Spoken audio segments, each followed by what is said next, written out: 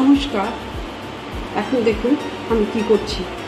খুব সিম্পল এবং ঘরোয়া জিনিস দিয়ে দারুণ স্বাদের একটা চচ্চড়ি, সেটা বেসন দিয়ে কুমড়ো শাকের চচ্চড়ি। দেখুন কী কী লাগছে। কুমড়ো শাক, শুধুই কুমড়ো শাক, ডাঁটার শাক ভালো করে কেটে আমি ধুয়ে রেখেছি, আর দুটো তেজপাতা, তিনটে কাঁচা লঙ্কা, আর কালো জিরে, শুকনো লঙ্কা, হলুদ, সামান্য চিনিটা অপশনাল, আপনারা খেলে দেবেন নইলে দেবেন না। আর নিচ্ছি বেসন, তাহলে দেখে নিন কীভাবে করছি। হ্যাঁ, নুন লাগছে, এটা সর্ষের তেল দিয়ে করবো, জল প্রয়োজন মতন দেবো। আমি গ্যাস অন করে দিয়েছি আর বসিয়ে দিয়েছি ছোট্ট একটা কড়া, কারণ বেসনটাকে আমি একটু ড্রাই করে নেব।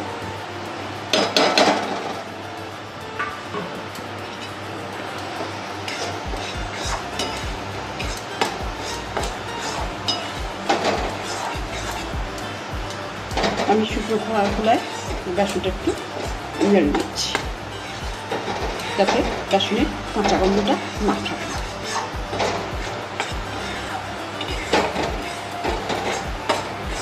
বেসনটা ভাজা আমার হয়ে গেছে, বেসন থেকে একটা সুগন্ধ বেরোবে, তখনই এটাকে নামিয়ে দেবেন। আমি গ্যাসটা অন করে দিয়েছি, বসিয়ে দিয়েছি কড়াই, তাতে দিয়েছি আমি 3 চামচ সর্ষের তেল। তাহলে এতে দিচ্ছি একটা শুকনো লঙ্কা ফোড়ন,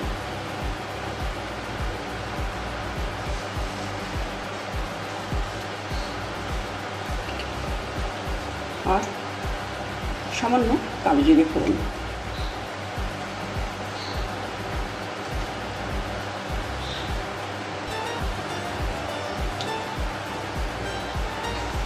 এতে আমি একটা কাঁচা লঙ্কা দিচ্ছি, আর দিচ্ছি তেজপাতাটা, দুটো তেজপাতা আমি ছিঁড়ে চার টুকরো করে দিচ্ছি,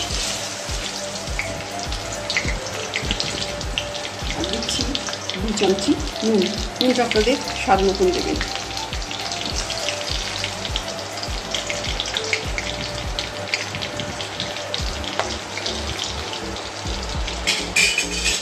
এবারে আমি শাকগুলো দিয়ে দিচ্ছি।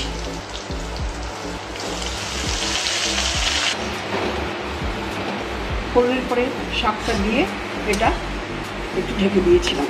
এবার আমি মশলাটা দিয়ে মশলাটাকে সামান্য হলুদ 1 চামচি, আর অল্প চামচ চিনি, আর দুটো কাঁচা লঙ্কা।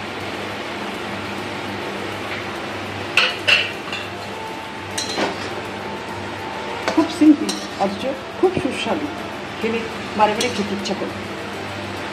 এইটা খাওয়ার পরে আর কোনো সবজি লাগবে না খেতে, এত টেস্টফুল হবে এটা।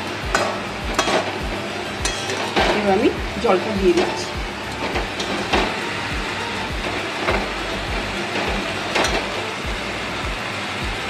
আমি জলটা দিয়ে দিলাম। আমি 1 গ্লাস জল দিয়েছি, এবার একটু ঢাকা দিচ্ছি। 10 মিনিট পরে ফিরে আসছি, একটু সেদ্ধ হয়ে যায়। 10 মিনিট পরে আমি ফিরে আসলাম, ঢাকাটা খুলে দিয়েছি। এবার আমি বেসনটা দিয়ে দেব।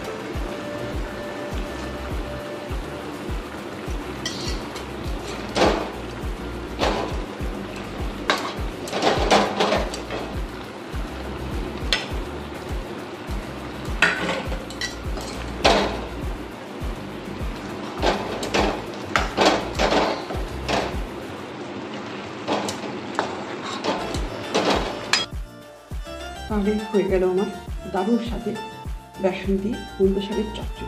এতে আমি সার্ভ করে দিয়েছি। এতে আমি একটু সর্ষের তেল দিয়ে দিলাম, এতে টেস্টটা আরও সুন্দর হয়ে যাবে। তাহলে এইভাবে করে খাবেন। খেয়ে যদি ভালো লাগে অবশ্যই কমেন্টস করবেন, সবাই শেয়ার করবেন। প্রথম থেকে শেষ অবধি ভিডিওটা দেখার জন্য আপনাদের ধন্যবাদ। নমস্কার।